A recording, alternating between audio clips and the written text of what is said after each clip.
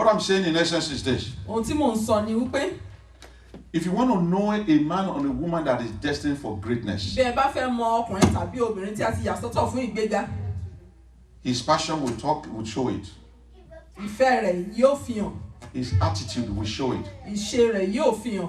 His or her ethical life will show it. Àwọn ohun tí ó nígbàgbọ́ nínú rẹ̀ yóò fi hàn. His or her humility will show it. Ìrẹ̀lẹ̀ rẹ̀ yóò fi hàn. His love of God will show it. Ìfẹ́ tí ó ní sí Ọlọ́run yóò fi hàn. His or her care for the advancement of the kingdom of God will show it. Ìmúra rẹ̀ sí ohun tí ń ṣe ti t'Ọlọ́run yóò fi hàn.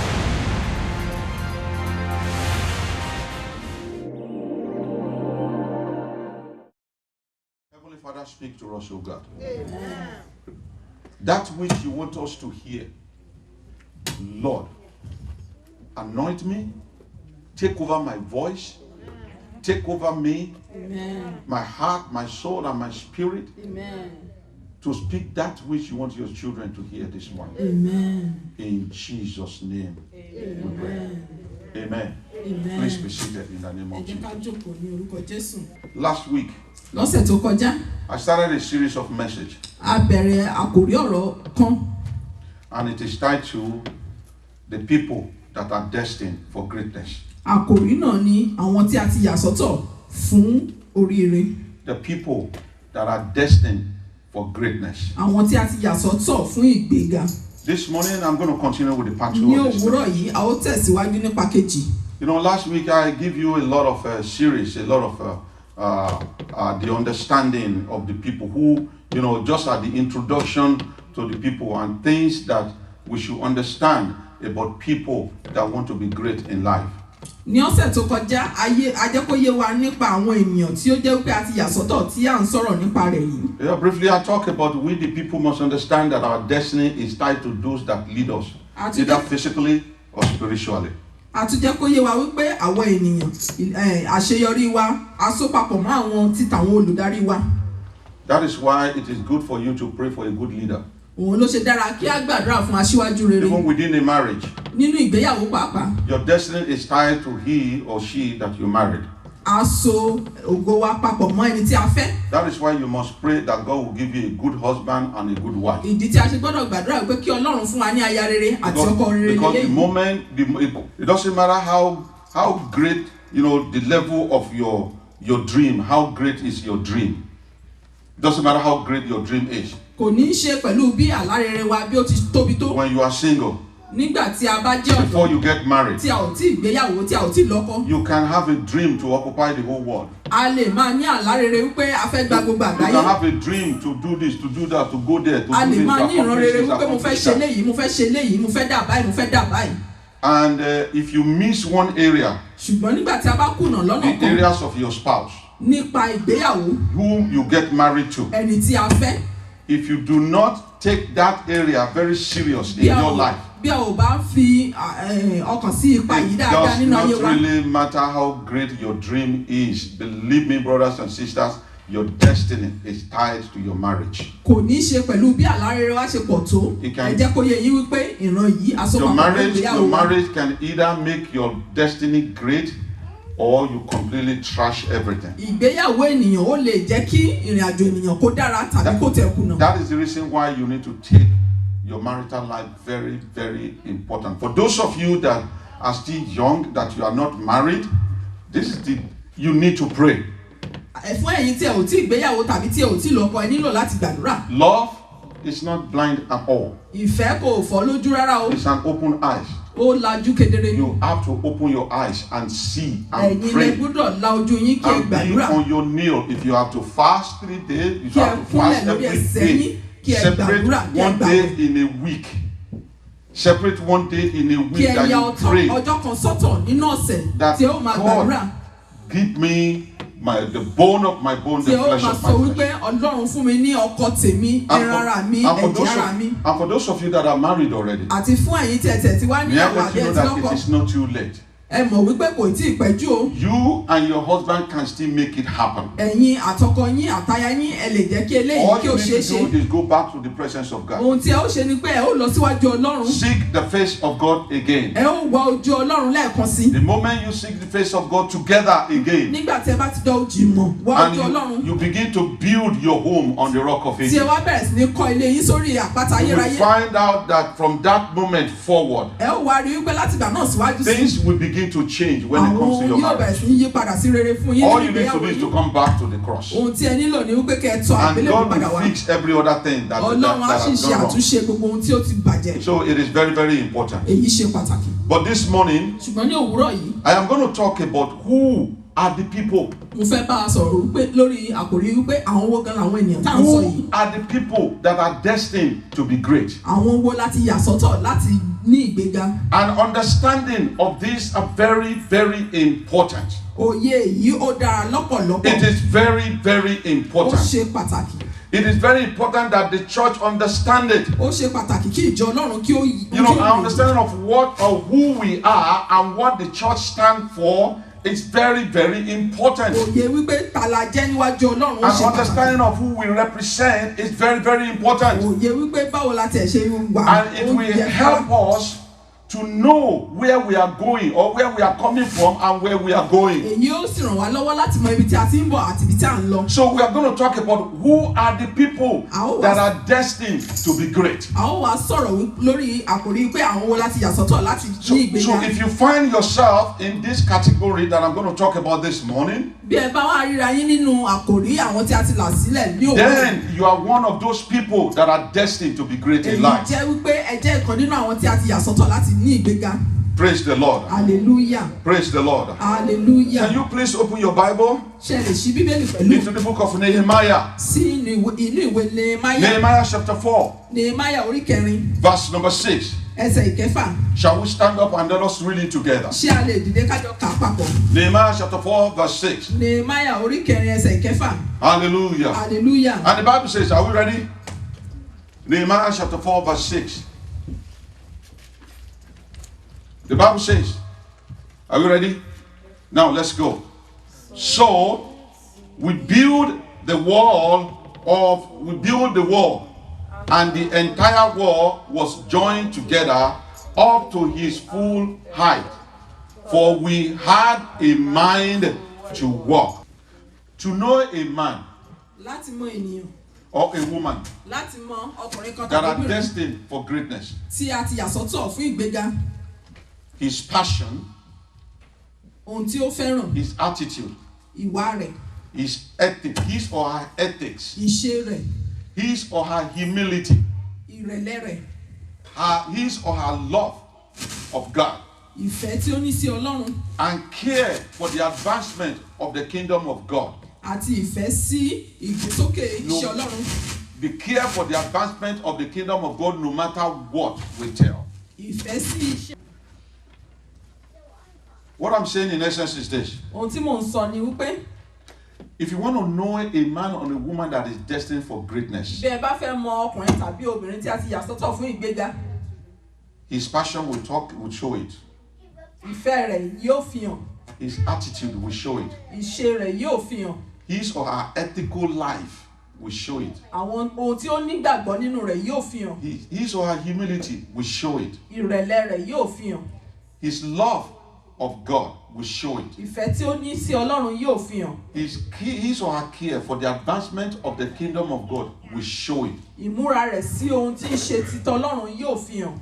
Something happened in the life of Nehemiah. ohun kan ṣẹlẹ̀ nínú ìgbésí ayé Nehemiah. Nehemiah was just an ordinary Israelite, Nehemiah jẹ́ ìkan gẹ́gẹ́ but bí he Israeli. found himself to be a captive, to be a slave in a ṣùgbọ́n ó foreign wá land. ríra rẹ̀ wípé òun jẹ́ ẹrú nílé But àjèjì. in the foreign land, God gave him an opportunity. ṣùgbọ́n nílé àjèjì yìí Ọlọ́run wá fún ní oore ọ̀fẹ́. He became the king's cup bearer. ó wá di agbọ́tí ọba. While he was there, nígbà tí ó wà níbẹ̀. Everything that was committed to his hand, he did it with all his heart. gbogbo ohun tí a gbélé lọ́wọ́ pé kí ó ṣe ló ṣe tọkàntọkàn. He put all his effort into everything that was commanded. It was put into his hand. ó lo ipá rẹ̀ láti ṣe gbogbo ohun tí wọ́n ní kó ṣe dáradára. He never knew he was destined for greatness. kò tiẹ̀ wá mọ̀ pé a ti yọ òun sọ́tọ̀ fún ìgbéga. But he had a unique mind of those that are destined to be great in life. ṣùgbọ́n ó ní ọkàn bíi ti tàwọn tí wọ́n ti yà sọ́tọ̀ He fún never ìgbéga. disconnected himself from the God of Israel. kò yára rẹ̀ kúrò lọ́dọ̀ Ọlọ́run Ísírẹ́lì. Even though he's living in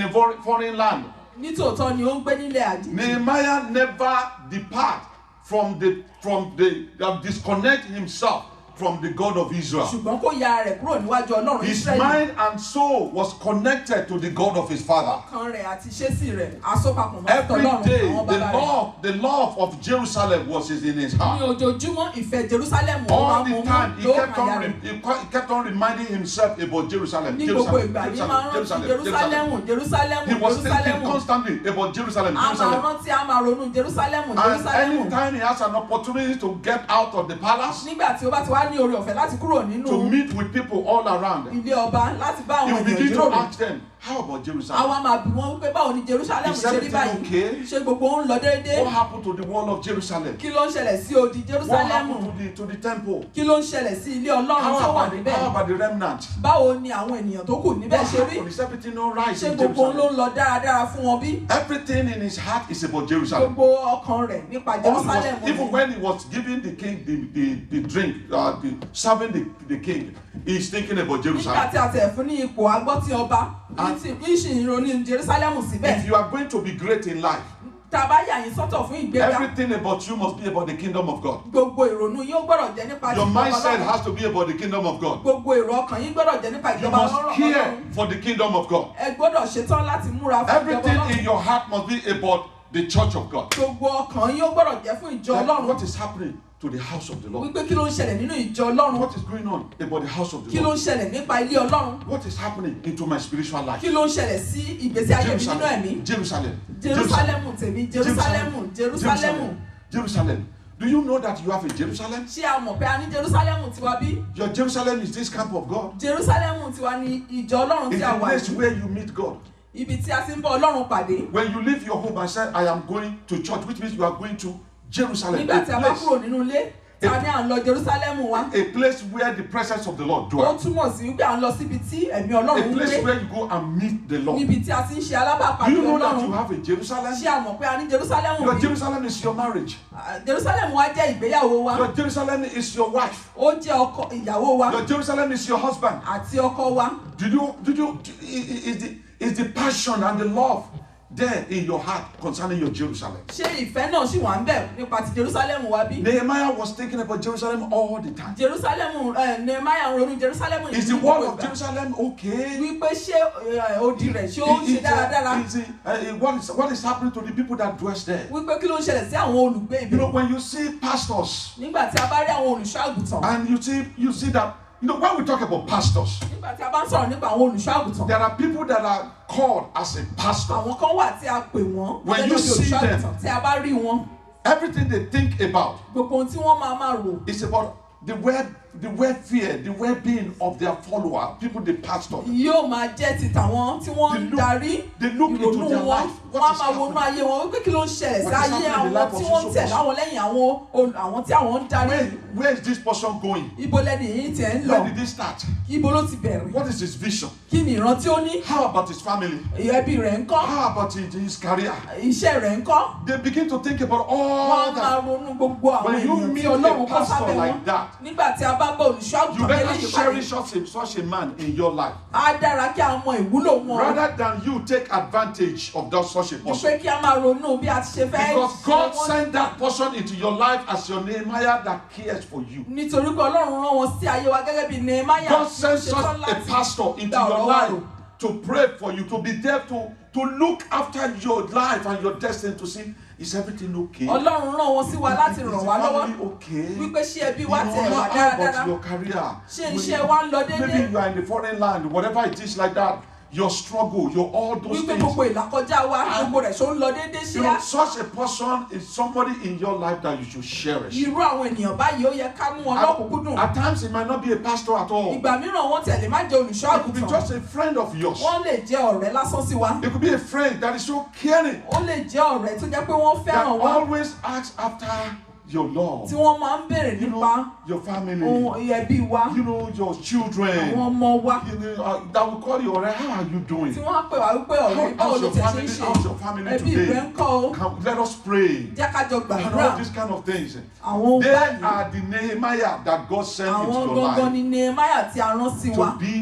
to take care of you. Wípé kán máa tọ́jú wa. But you know what is happening in this age Ṣùgbọ́n ṣé and àwa mọ ohun time? tí ó ń ṣẹlẹ̀ ní àsìkò tí a We wà yìí? take for granted our Nehemiah. Àwa kọ̀ sílẹ̀ a kì í kà We wọ́n take kún. for granted our Àwọn Nehemiah. Nehemiah wa yìí May the Lord a kì í help kà us and wọ́n have kún. mercy on us in the Kọ́lọ́run name ràn wá of lọ́wọ́ Jesus. lórúkọ Jésù He Kristi. never forget the temple of God. Kò gbàgbé ìjọ Ọlọ́run rárá. On daily basis, he inquires of the welfare of Jeremiah. Lójoojúmọ́ ni máa ń béèrè nípa ìwà sí ìjọ Ọlọ́run. May I let you know, brothers and Ẹ jẹ́ sisters, kí ó yé yín ẹ̀yin arákùnrin àti God arábìnrin. will never commit his great work into your hand if your heart is not right with him. Ọlọ́run kò ní gbé iṣẹ́ rẹ̀ lé wa lọ́wọ́ bí ọkàn wa kò bá ṣe déédéé If sí. your heart is not right with God, Bí ọkàn wa kò bá ṣe déédéé sí Ọlọ́run. he will not commit his great work into Kò your ní hand. gbé iṣẹ́ rẹ̀ bí ó ti ṣe tóbi tó lé wa lọ́wọ́. You can spend 20 years on the mountain. A lè lo ogún ọdún lórí He will mountain not lórí commit òkè o. his great work into your hand. Ṣùgbọ́n kò ní gbé iṣẹ́ yìí lé wa But lọ́wọ́. when you find out that God committed one thing into your hand, Ṣùgbọ́n nígbà tí a bá rí pé ó gbéṣẹ́ kékeré báyìí lé wa which lọ́wọ́. means that God wants you to be great in life. Ó túmọ̀ sí wípé Ọlọ́run fẹ́ jẹ́ ká He jí wanted to àṣeyege. take you from that little space Ó that you fẹ́ gbé have wa kúrò níbi kékeré tí a wà yẹn. and take you to the next Ó fẹ́ level. gbé wa lọ sí ìpele tí ó But kàn. many of us, Ṣùgbọ́n ọ̀pọ̀lọpọ̀ wa we do not see it. a ò kì í rí èyí o. We do not recognize the little things A that ò God tiẹ̀ committed to dá our mọ̀ hand. ohun kékeré tọ́lọ́run gbé lé wa lọ́wọ́ ìyá But òun. every time we come to the presence of God, I want to be great. Ní gbogbo ìgbà tá a bá wá And síwájú God Ọlọ́run is, láwọn máa gbọ́ and God pátá is fẹ́ looking at tóbi. you and saying, Ọlọ́run a sì máa wá wò wá ràn. I don't really think you are really Mi ò serious. tiẹ̀ rò pé eléyìí mọ ohun tí ó ń If sọ. I commit this into your hand Bí n bá gbé ohun kékeré yìí lé ọ lọ́wọ́ and you don't take it serious, tí ò mú why will lọ́kùnkúndùn. I give you something bigger? Báwo ni wọ́n ṣe gbé ohun tó tóbi lé ọ God is not lọ́wọ́? ready to do that. Ọlọ́run ò ṣetán láti ṣe irú May I nǹkan let you know báyìí. another thing Ẹ again? jẹ́ kí nǹkan tí God saw the heart of Nehemiah. wípé Ọlọ́run rí ọkàn He Nehemiah. positioned him to a place of influence Ó wá gbé lọ sí ipò ibi tí ó ti where lè he wúlò. will make great impact in the kingdom of God Níbi tí ó ti lè wúlò nínú ìjọba and Ọlọ́run. become great in life. Tí ó wá lè wúlò ní It all àgbáyé. starts from your heart. Ó bẹ̀rẹ̀ láti inú ọkàn wa. It all starts from your heart. Ó bẹ̀rẹ̀ láti inú ọkàn wa. It all starts from your Ó heart. bẹ̀rẹ̀ láti inú ọkàn wa. Because Bible says, out of the heart of who? Of man. Out of man come issues of what? Issues of life. It starts from your heart. Ó bẹ̀rẹ̀ láti inú ọkàn wa. It starts from your heart. Ó bẹ̀rẹ̀ láti inú ọkàn wa. Then when God saw that Nehemiah was faithful in serving the king wine, Nígbà tí Ọlọ́run wá rí pé Nehemiah ó ṣòdodo And his heart. nípa gbígbọ́ tí fún ọba. you know what he did? Ẹ wá mọ ohun tí Ọlọ́run ṣe God fún. positioned him into a place of influence. Ọlọ́run wá gbé sí ipò tí ó ti Many lè of us sing ṣe this song. tí ó ti lè wúlò. Many of us sing this song. Ọ̀pọ̀lọpọ̀ wa la máa ń kọ orin yìí. Olúwa gbé mi lọ síbi. I mean, how do you sing it? Eh? Olúwa o gbé mi sókè. Olúwa o, wá gbé mi sókè, gbé mi lọ sí ibi gíga. We will sing this song A ó as if, kọ oh my orin God. yìí. A ó kọ́ Many of us will lift up our hand to heaven Ọ̀pọ̀lọpọ̀ wa la ó as if gbé Olúwa Olúwa, sókè. I Bí ẹni want pé to, Ọlọ́run I want to command, I want to control, wípé mo I ṣetán want to láti dájọ́. pàṣẹ, I Mo want to ṣetán pàṣẹ. mo ṣetán Let láti me to pàṣẹ. sit with the aláṣẹ. We sing that song and I look at people and say, God, A ó kọ́ kọ́kọ́, wọ́n ó sì wá wo iye àwọn ènìyàn it's orúkọ a good Ọlọ́run song, mi o. there's nothing wrong with it. Orin tó dára ni lóòótọ́, kò But sóhun it tó bàjẹ́ starts nínú from rẹ̀. your Ṣùgbọ́n heart. ó bẹ̀rẹ̀ láti inú ọkàn wa. It starts from the little that God committed Ó into your bẹ̀rẹ̀ hand. láti pa kékeré tí Ọlọ́run fi lé wa lọ́wọ́. God is looking for Nehemiah Ọlọ́run wo Nehemiah that will humble himself enough wípé ṣé ó lè rẹ̀lẹ̀ tó to be used to build the wall. wípé láti lò ó láti mọ odi The fún Bible says the Jerusalem. people had a mind to walk. A sọ wípé àwọn ènìyàn yìí ní ọkàn láti That is, the ṣiṣẹ́. people were willing to Àwọn ènìyàn build yìí the wall wọ́n regardless of ṣetán láti dangers mọ or odi hardship. yìí. So the question is this: who are the people? Ìbéèrè wa wá ní wípé ta làwọn ènìyàn yìí gan? Who are the people? Àwọn wo la pè lénìyàn yìí? The Bible called them a chosen generation. Bíbélì jẹ́ kó yé wa wípé àwọn tí a pè. A chosen generation. Àwọn tí a pè. In the Àwọn tí a pè. book of 1 Peter chapter 2 verse 9. Nínú ìwé Pétérù kìíní The Bible orí kẹsàn-án. said, but ye are a chosen generation, a royal priesthood, a holy nation, a peculiar people, that ye should show forth the praise of him who hath called you out of darkness into his marvelous light. The Bible called those people that are destined to be great a chosen generation. Bíbélì pè àwọn tí a ti yà sọ́tọ̀ yìí gẹ́gẹ́ bí ìran ológo. He called them a royal priesthood. Àwọn ènìyàn ọ̀tọ̀. Àwọn olú àlùfáà. Àwọn olú àlùfáà. Hallelujah, somebody. Hallelujah. He called them a holy nation. A holy nation. Ìlú mímọ́.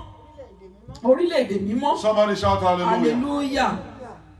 Look at your own life. Ẹ jẹ́ ká wọnú ìgbésí Do ayé you wa. fit into that category? Ṣé a ti ẹ̀yẹ láti sọ wípé a jẹ́ irú èèyàn bẹ́ẹ̀? Did you see yourself as a chosen generation? Ṣé a ríra wa gẹ́gẹ́ bí ìran tí a pè? Someone that was called for your generation. Àwọn tí a pè fún ìran yìí. Someone that you know without any doubt in your mind that in this my own generation I am called to make an impact. Àwa tí a mọ̀ wípé a pè wá láti ní ipa nínú ìran wa. When you know that, Nígbà tí a bá mọ èyí, your lifestyle will change. ìgbésí ayé wa á wá yí padà. Whatever you do will change. Ohun gbogbo tí a bá ń ṣe á máa Everything yí padà. about you will change. Gbogbo ohun tí ó bá wà nípa tiwa The máa way yí you padà. dress will change. Bí a ti ṣe ń múra á yí padà. The way you serve God will change. Bí a ti ṣe ń sin Ọlọ́run á Because you know yàtọ̀. that you are different. Nítorí pé a mọ̀ wípé ẹni You know ọ̀tọ̀ that ni you wá. are unique. Nítorí pé a mọ̀ pé You ẹni know tó that yàtọ̀ you ni are wá. special. Nítorí pé a mọ̀ pé You ẹ̀yà ara ni you wá. know that everyone around you in your generation, they are looking at you. Nítorí pé a mọ̀ pé gbogbo àwọn tó wà nínú You wa know, náà wò. you know that you cannot afford to mess up. Nítorí pé a mọ̀ wípé a ò gbọ́dọ̀ kùnà.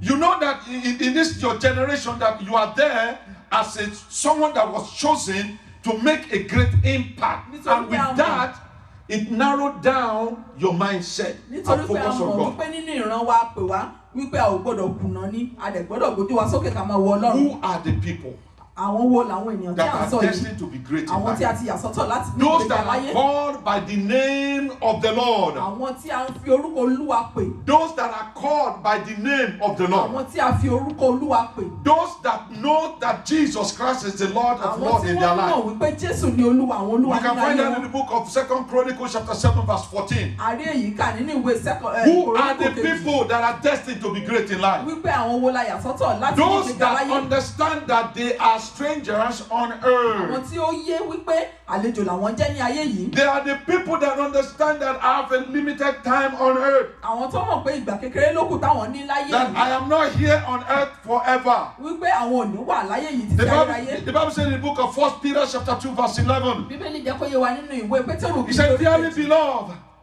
I beseech you as strangers and pilgrims, abstain from fleshly lusts which war against the soul.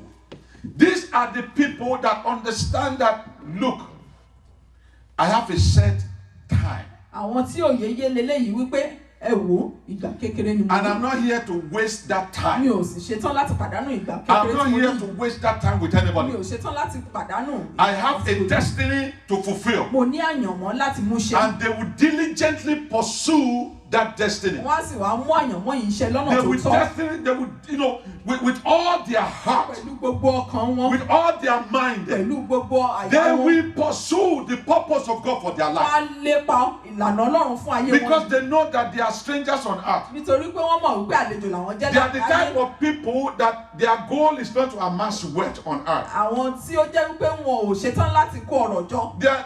Their goal is not to rob people of their wealth. Ìrònú wọn kì í ṣe wípé kán jalè àwọn ènìyàn Because láti they kó ọrọ̀ know, jọ. they understand that, look, I can only sleep on one bed at a Nítorí time. pé òye yé wọn wípé ibùsùn kan làwọn fi lè It sùn could be ní 2.5. àkókò. It could be full size or queen or king.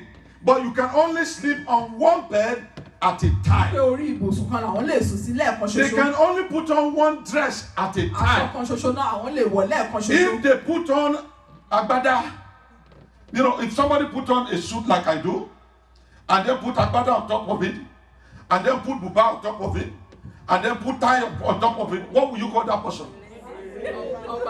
He's crazy. He's out of his mind. Praise the Lord. Hallelujah.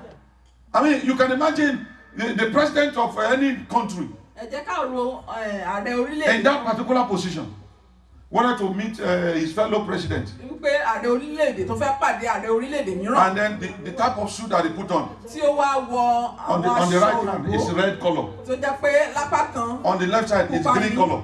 apá kejì The àwọ̀ front ewé right ní, guys is yellow. níwájú báyìí Right here is black. funfun ní, apá kejì The dúdú pant ní, is different color. ṣòkòtò rẹ̀ What will you pápá think the àràǹbádá ní. people in his country will say is wrong with him? Kí lẹ rò wípé àwọn ará orílẹ̀-èdè rẹ̀ yóò sọ nípa tirẹ̀? Somebody praise the Lord. Hallelujah. People that are destined to be great in life, Àwọn tí a ti yà sọ́tọ̀ fún ìgbéga láyé yìí. their goal is not about material things. Ìgbójúsókè wọn kì í ṣe nípa ọrọ̀ ayé yìí rárá. It's not about clothes. Kò ń ṣe nípa aṣọ. It's not about car. Kò ń ṣe nípa ọkọ̀. It's not about all those houses or all those Kò ń things. ṣe nípa ilé mi o àbí ohun mìíràn. You can build a mansion of about 50 rooms. Wọ́n tẹ̀lé wá kọ́ ilé mansion The reality is that you can only yàrá. sleep in one room at a time. Òótọ́ ibẹ̀ ní pé yàrá kan ṣoṣo lè If you sùn nígbà kan. said you want to be great in life, Bí ẹ bá sọ wípé ẹ fẹ́ tóbi ẹ fẹ́ and you lọ́lá said láyé you want to eat adalu, tí ẹ wá ní ẹ fẹ́ jẹ àdàlú. you know what is called adalu? You said, okay, early in the morning, Wípé ní òwúrọ̀ I kùtùkùtù want to eat rice àá fẹ́ jẹ̀rẹ̀sì with dodo, pẹ̀lú dòdò. with pounded yam, Iyán with amala, pẹ̀lú àmàlà with eba, àtẹ̀bà with a salad, and then mix all of them together. pẹ̀lú gbogbo rẹ̀ lápapọ̀. You will do it Wọn nílé ṣe because you know that if you do it, nítorí pé ẹ mọ̀ pé you ẹ are bá putting ṣe yourself into trouble. ẹ mọ̀ pé inú yín yóò ní. Somebody shout hallelujah. Hallelujah. So people that know that they are stranger on earth, Ẹ̀yin tí ẹ mọ̀ wípé àlejò lẹ́jẹ́ láyé lóòótọ́. they are here for a time. Tí ẹ mọ̀ wípé lóòótọ́ lẹ wà And when fún ìgbà díẹ̀. that time comes, Tí ẹ sì mọ̀ wípé nígbà tí àsìkò náà bá tó. and God said, come home. Tí Ọlọ́run sọ wípé ó yá ilé tó. It doesn't matter how many cars they have. Wípé kò ní iye It ìwọ̀nba. doesn't matter how many shoes Kò they ní buy. iye ọkọ̀ tí a ní. How many tàbí clothes they have bàtà in tí a their ní, closet. tàbí aṣọ tí a tiẹ̀ ní nínú ilé. They're not going to take none of them Wípé a with ò ní lè mú ẹyọ them. In kan kúrò fact, nínú listen rẹ̀. to this. If the family, Bí ẹbí pàápàá. if they are so happy, Wípé ká sọ pé inú they wọn dùn love gan. him so much, Fẹ́ràn ẹni náà débẹ̀ they will gẹ́. go to the market Wípé wọ́n ṣetán láti lọ sí and will ọjà. buy teru. Tán wá ra téru. You know what is called teru? 6 yards. Tán wá ra ọ̀pá mẹ́fà. Each of those teru is about $1 per yard. Tí wọ́n wá At ra max. téru yìí ní bí ọ̀pá And mẹ́fà. that is what they are going to use to bury him. Òun náà là ó None fi of the sí. car will go with him. Kò sí kan nínú ọkọ̀ None of the houses tí ó will tẹ̀lé go lọ with him. tàbí ilé tí ó tẹ̀ kọ́. The Lord will have mercy on us. Olúwa yóò Who are the ṣàánú wa. people that are destined to be Ní great? àwọn tí a ti pè fún ìgbéga. They are the born again and the redeemed by the blood of Jesus Christ. Àwọn ni àwọn tí ó ti di àtúnbí tí a ti yà sọ́tọ̀. Those that Tí a have, ti rà padà. you know, those people that give their life to Jesus Àwọn Christ. tí ó fi ayé wọn fún Jésù Kristi. They are the people that said, Jesus, you are my Lord and Àwọn tí Savior. wọ́n sọ wípé Jésù ìwọ ni Olúwa àti The Olùgbàlà. Bible said in the book of 1 Peter chapter 1 verse 18, Ìwé Pétérù kìíní orí. it said, for as much as you know that you are not redeemed with corruptible things as silvers and gold for your vain conversation received by tradition from your father, but with the precious blood of Christ as a lamb without blemish and without spot. Brothers and sisters, who are the people that are destined to be great in Ẹ̀yin life? arákùnrin mi àti arábìnrin mi àwọn owó gan láti yà sọ́tọ̀ fún They ìgbéga are the láyé. people that are born again. Àwọn tí wọ́n ti di àtúnbí. They are the people that have accepted Jesus Christ as their Lord and Àwọn Savior. tí wọ́n ti gba Jésù ní Olúwa àti They are the Olùgbàlà people wọn. that have said, Jesus, you are my Lord and Àwọn tó sọ Savior. wípé Jésù ìwọ ni Olúwa àti Who Olùgbàlà are mi. the people that are destined to be born again, to be great in life? Àwọn wo la yà sọ́tọ̀ fún They ìgbéga are the láyé. people that have encountered God of Israel and become partaker of heavenly Àwọn calling. tí wọ́n ti bá Ọlọ́run Ísírẹ́lì pàdé ni. People that have an encounter with God of Israel Àwọn tí wọ́n ti bá Ọlọ́run Ísírẹ́lì and they pàdé. become partakers of heavenly calling. Tí wọ́n ti wá di àjogún The ìjọba Bible ọ̀run. said in the book of Hebrews chapter 1, Ìwé Bíbélì chapter jẹ́ kó 3. yé wa nínú ìwé Híbúrù orí Hebrews kẹta chapter 3 verse 1. ẹsẹ̀ ìkíní. The Bible says, wherefore, holy brethren, partaker of heavenly calling. Brothers and sisters, people that are destined to be great on earth are are the people that partake in the heavenly calling. Àwọn tí a ti yà sọ́tọ̀ fún ìgbéga, àwọn ni wọ́n jẹ́ They àjogún put ìpè ìjọba ọ̀run. everything in their life into when it comes to the advancement of the kingdom of God. They put everything into it without any reservation, without the fear of anybody, without anything. They put their best into the advancement of the kingdom of Àwọn tó jẹ́ God. wípé wọ́n máa ń fi gbogbo ohun tí wọ́n ní tọkàntọkàn fún ìlọsíwájú ohun ìjọba ọ̀run They ni. partake in heavenly calling. Àwọn gangan ni a pè Their fún wealth, their àjogún money, ìpè their ìjọba ọ̀run. everything about their life. Owó wọn, ipò wọn àti gbogbo tí wọ́n ní. Nothing is more important to Kò them sí ohun tí ó wúlò than the tó ṣe advancement of the pàtàkì fún kingdom of wọn God. ju ìlọsíwájú ìjọba ọ̀run. Nothing is Kò more sí ohun important mìíràn tí ó ṣe pàtàkì sí wọn than the advancement of the kingdom of ju pé God. ìtẹ̀síwájú ìjọba ọ̀run. Who are the people Àwọn owó gan làwọn that eléyìí are destined to be great in tí life? a pè láti yàtọ̀ They are the people that do not disobey their heavenly vision. àwọn tí a pè fún ìgbéga àwọn ni àwọn tí wọn ní kùnà ìran ìjọba ọ̀run. Just like Paul Gẹ́gẹ́ bíi ti Paul in the book of Acts chapter 26. nínú ìwé ìṣe He said, the very àpọ́stélì. day the Lord opened my eyes, Ó ní lọ́jọ́ tí Ọlọ́run ṣí the òun very lójú, day that I have an encounter with God. ọjọ́ tí ó bá Ọlọ́run pàdé. Acts chapter 26 verse 19 says, I was not disobedient to the heavenly vision. That is, when it comes to disobedience, Wípé nígbà tí ó bá di àìgbọ́ràn to what God said I should do, sí ohun tí Ọlọ́run sọ wípé kí ó ṣe, Paul said, no, I was not disobedient to it. Paul sọ pé rárá òun ò ṣe yìí. I was not even waiting for anyone. Òun ò tẹ̀ ń dúró dẹnikẹ́ni. I was not even expecting anyone to say thank you. Òun ò tẹ̀ retí pé kẹ́nìkan sọ I pé was not ó even ṣe o. expecting anyone to say, oh, we appreciate what you did. Òun ò tẹ̀ retí pé kéèyàn kan sọ wípé ó ṣe fún ohun I tí ó was not ṣe. even looking for any reward at all. Òun ò tẹ̀ retí èrè kankan I padà. was not disobedient to heavenly vision. Òun ò ṣe àìgbọ́ràn sí ìran tọ̀run. If we lose the heavenly vision Nígbà tí a bá pàdé ìran ọ̀run, that God has given us, tí a bá pàdánù ìran ọ̀run tí we Ọlọ́run ti fún wa, alone are responsible for it. àwa nìkan náà ni a ó jẹ́ ìyìn. Every one of you carry heavenly vision. Gbogbo wa pátá la gbé ìran ọ̀run. You carry heavenly Ẹ vision. gbé ìran ọ̀run. You carry heavenly Gbogbo yín vision. lẹ ní ìran ọ̀run. You carry heavenly Ẹ ní vision. ìran ọ̀run. You carry heavenly Ẹ ní vision. ìran ọ̀run. Every one of us carry heavenly Gbogbo vision. wa pátá la ní ìran If títọ̀run. you lose it Nígbà tí a bá pàdánù rẹ̀ because of your disobedience, nítorí àìgbọ́ràn wa, because of your pride, nítorí ìgbéraga because of whatever reason you might have, tàbí ìdí mìíràn tàbí you are the ìdí àdí, one that is going àwa to give an account. àwa ni yóò jíyìn You are rẹ̀. the one that is going to be responsible Àwa for ni it. a ó mú It is not láti God. jíyìn rẹ̀, kò ń ṣe If Ọlọ́run. we do not apply our belief, Bí a ò bá lo ìgbàgbọ́ if we wa, do not apply our wisdom, bí a ò bá lo ọgbọ́n tọ́lọ́run fi fún wa, you know, the wisdom of God to the issues of our everyday life, ọgbọ́n Ọlọ́run sí gbogbo nǹkan tí à ń là you do kọjá láyé, not apply your faith, tí a ò fi ìgbàgbọ́ you wa do not kún, apply your belief tí a ò fi ohun tí a gbàgbọ́ kún and the wisdom of God àti ọgbọ́n Ọlọ́run to everyday issues of life that sí surround gbogbo you. ohun tá à ń là kọjá lójoojúmọ́. The vision God has given you Ìran tí Ọlọ́run fi fún wa will yìí, suffer. yóò má jìyà o, It will suffer. yóò jìyà, It will suffer. yóò jìyà. If you want to base everything on your own ideas and on your own vision, ideas and everything like that, all about you, the vision of God will suffer. Bí a bá fẹ́ máa gbé gbogbo ń kárí ìran tiwa àti Who are the- ọgbọ́n wa, who are the ìran Ọlọ́run people? yóò jìyà. Who are the people that are destined for greatness? Àwọn wo láti yà sọ́tọ̀ fún They ìgbéga? are the light of the world. Àwọn ni ìmọ́lẹ̀ ayé. They are the light of the Àwọn world. ni ìmọ́lẹ̀ Matthew ayé. chapter 5 verse 16. Ìwé Matthew The Bible says you are the ó light. sọ fún wa wípé àwa ni You ìmọ́lẹ̀. cannot continue to hide yourself. A ò lè máa para You mọ́. cannot put the vision, the greatness that God has put onto you and put it under the table. Ìgbéga tọ́lọ́run fi sí wa láyé a ò lè gbé pamọ́ You carry light.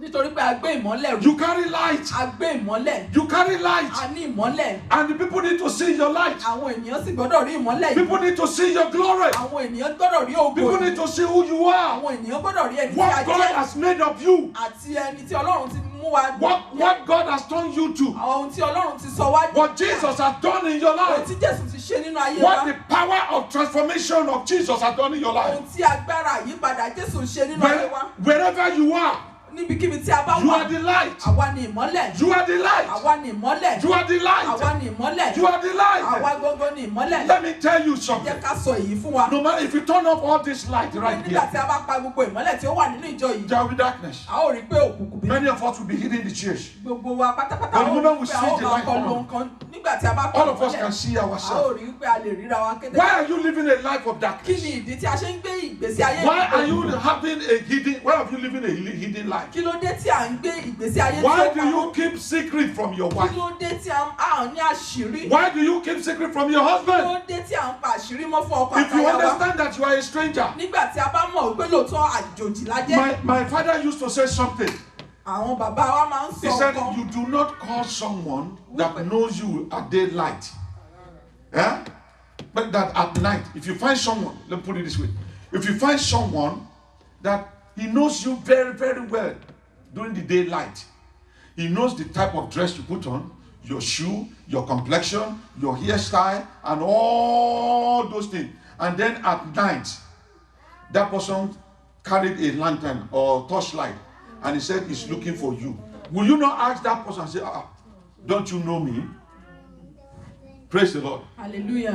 What is happening is, my brothers and sisters, Kí ló ń ṣẹlẹ̀ yín arákùnrin there is no àtàlábìnrin? reason whatsoever in your life to keep a secret from your spouse. Kò sí ìdí kan tàbí òmíràn tí a ṣe gbọ́dọ̀ ní àṣírí fún ọkọ àti Because the aya wa. same person you thought will not see the secret. Nítorí pé ẹni tí a rò pé kò ní mọ àṣírí One yìí way or the other, lọ́nà kan tàbí both of you òmíràn. is not going to die the same day. A ò kúkú níjọ kú lọ́jọ́ kan náà. At least one will go before the other. Ẹnìkan ni yóò ṣáájú ẹnìkan lọ. Then why are you keeping secret? Kí wá ní ìdí náà tí a ṣe ń ní àṣírí pamọ́? Remember, you are the light. Ẹ jẹ́ ká rántí pé ìmọ́lẹ̀ la You jẹ́. are the salt of the earth. Àwa sì ní iyọ̀ ayé yìí.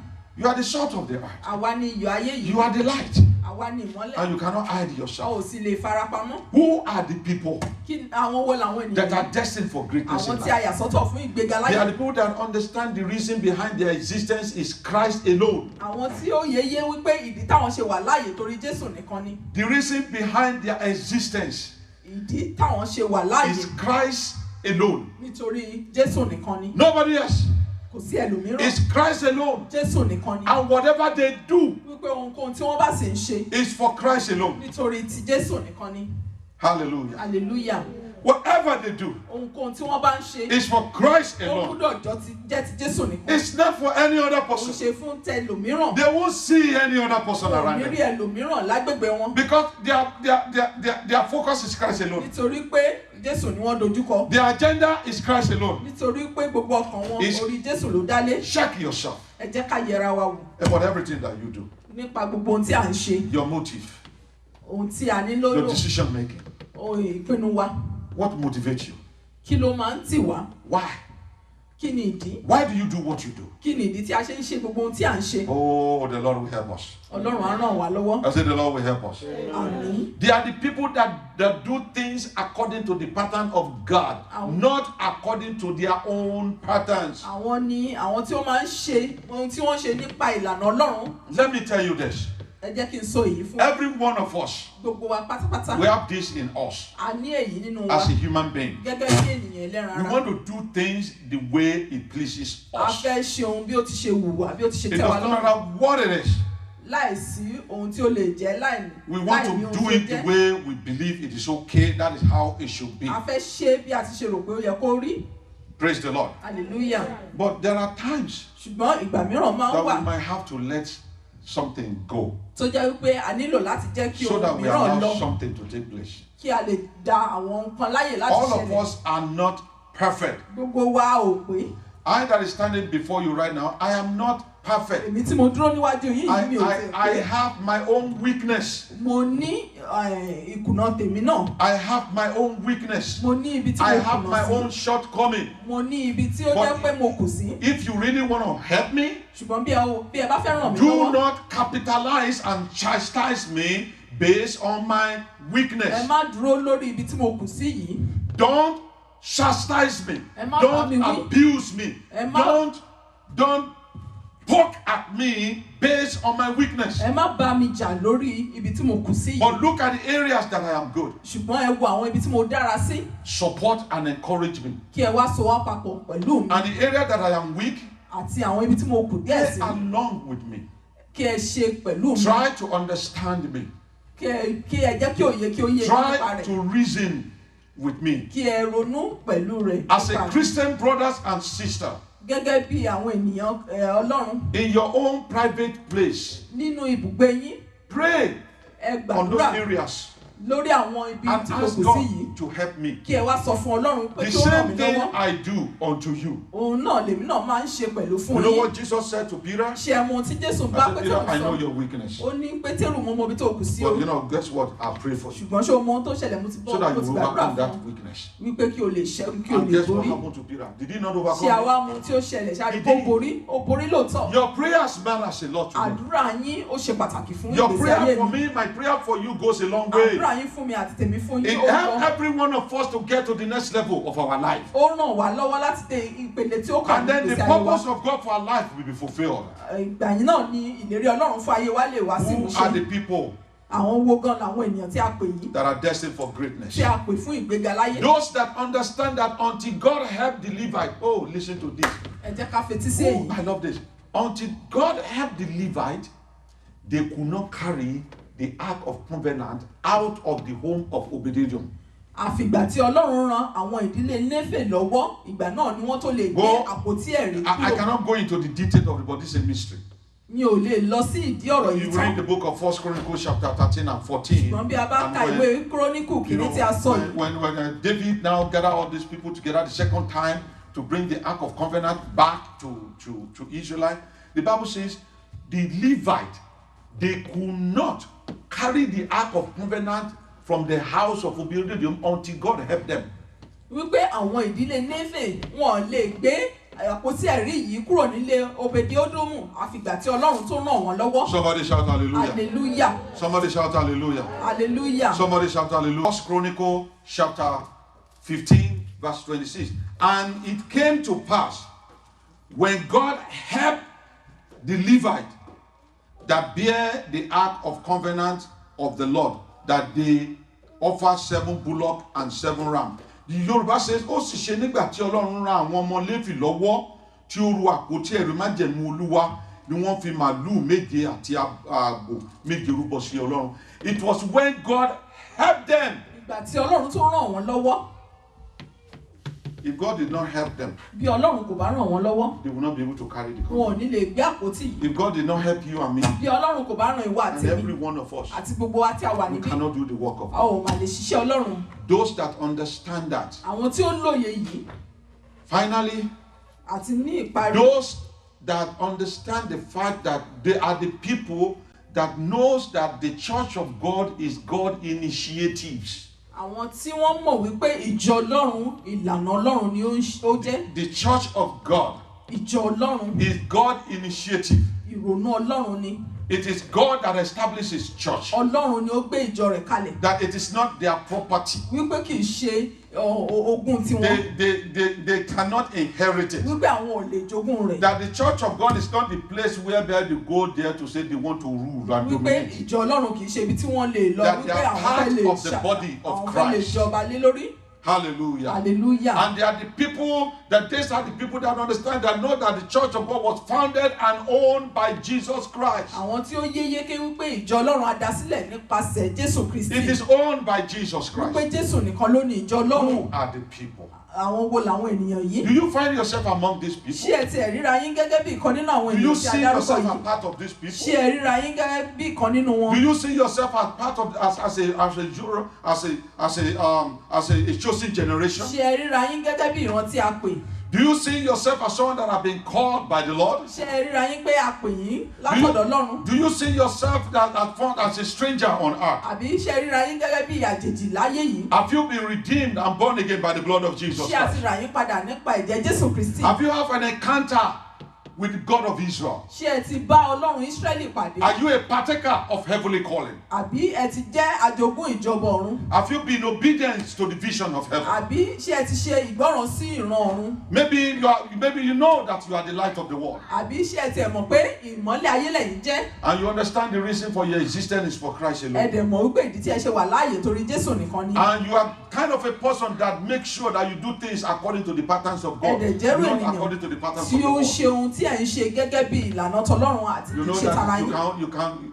whatever you want to do in life, if God did not help you, you cannot accomplish wípé it. ohunkóhun tí ẹ bá fẹ́ ṣe láyé bí Ọlọ́run kò bá ràn yín lọ́wọ́ ẹ ò ní lè ṣe. And you know that the church of God is God's initiative. tí ẹ sì mọ̀ wípé ìjọ Ọlọ́run ó jẹ́ ìgbékalẹ̀ And you Ọlọ́run. know that the church of God was founded and owned by Jesus tí ẹ sì Christ. mọ̀ wípé ìjọ Ọlọ́run Jésù nìkan ni olùdarí rẹ̀ When tí you ó sì find ní. yourself in this category, nígbà tí ẹ bá ríra yín gẹ́gẹ́ bí ìkan nínú àwọn and you èyí, are part of all that I've talked about this morning, á jẹ́ wípé ẹ jẹ́ kan nínú àwọn tí mò ń sọ̀rọ̀ sí then bá sọ̀rọ̀ you lówùúrọ̀ know yìí. that you are destined to be great. in ìgbà life. náà ni ẹ ó mọ̀ wípé a ti yà yín sọ́tọ̀ láti ní So ìgbéga I want láyé. to see how many of you are destined to be great. mo in fẹ́ life. wá rí mélòó nínú yín tí a ti yà sọ́tọ̀ láti ní Because your ìgbéga, happiness will show it, nítorí pé ìdùnnú yín yóò your fi joy hàn, will show it, ayọ̀ yín yóò fi hàn, your shout will show it, bí ẹ ti ṣe pariwo tó yóò your fi hàn, praise will show it, ìyìn yín sí Ọlọ́run yóò fi hàn, your happiness and everything will show it. ìdùnnú yín àti bí ẹ ti So ṣe ń if ṣe you sí know yóò that fi you hàn. know, tí ẹ bá mọ̀ tí ẹ mọ̀ dájú, if you know that you know bí ó bá yé yín yé that you kékeré, are destined to be great in wípé a life, yà yín sọ́tọ̀ that you wípé are fún part ìgbéga of láyé, these people wípé ẹ wà nínú ìkan that tí a are talking dárúkọ about yìí, here this morning,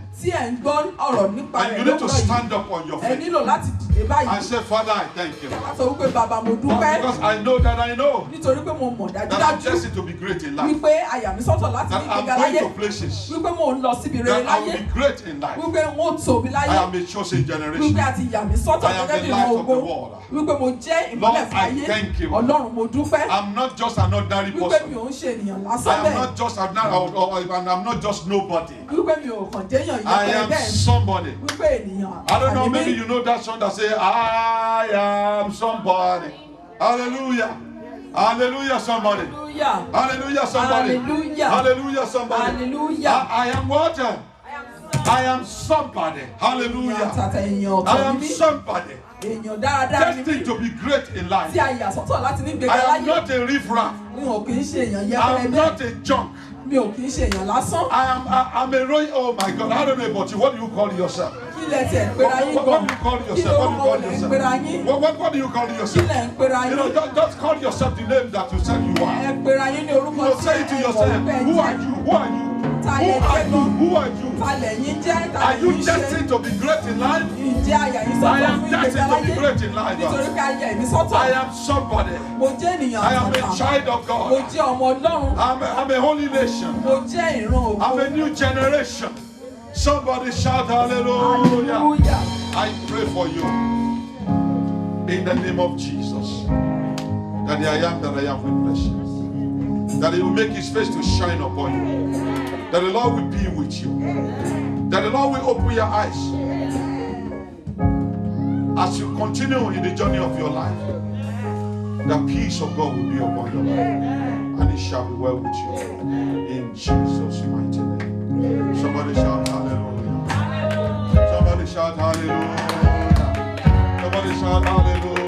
Hallelujah. Somebody shout hallelujah. Hallelujah. By the special grace of God, Nípa oore ọ̀fẹ́ Ọlọ́run, next week, ọ̀sẹ̀ tó ń bọ̀ yìí, I'm going to continue with part 3 of this message. a ó tẹ̀síwájú ní àkòrí kẹta ọ̀rọ̀ yìí. And it's going to be focused on what kind, it's going to be focused on the mindset of the people that are destined for greatness. Yóò dá lórí ìrònú àwọn tí a ti yà sọ́tọ̀ fún ìgbéga tí a sọ yìí. The power behind the motives of those that are destined to be great in life. Agbára àti ohun tí ó wà lẹ́yìn àwọn tí a ti yà sọ́tọ̀ fún ìgbéga tí a sọ So yìí. I want you to invite your friend. Mo fẹ́ yẹ kí ẹ pe àwọn ọ̀rẹ́ I want yín. you to invite your families. Mo fẹ́ yẹ kí ẹ pe àwọn ẹbí yín. And make sure this place is filled up to next Pé week. kí gbogbo ìjọ Ọlọ́run kí ó kú fún May the Lord bless èrò. you all in the name of Ọlọ́run á Jesus. sì bùkún fún wa ní orúkọ Jésù.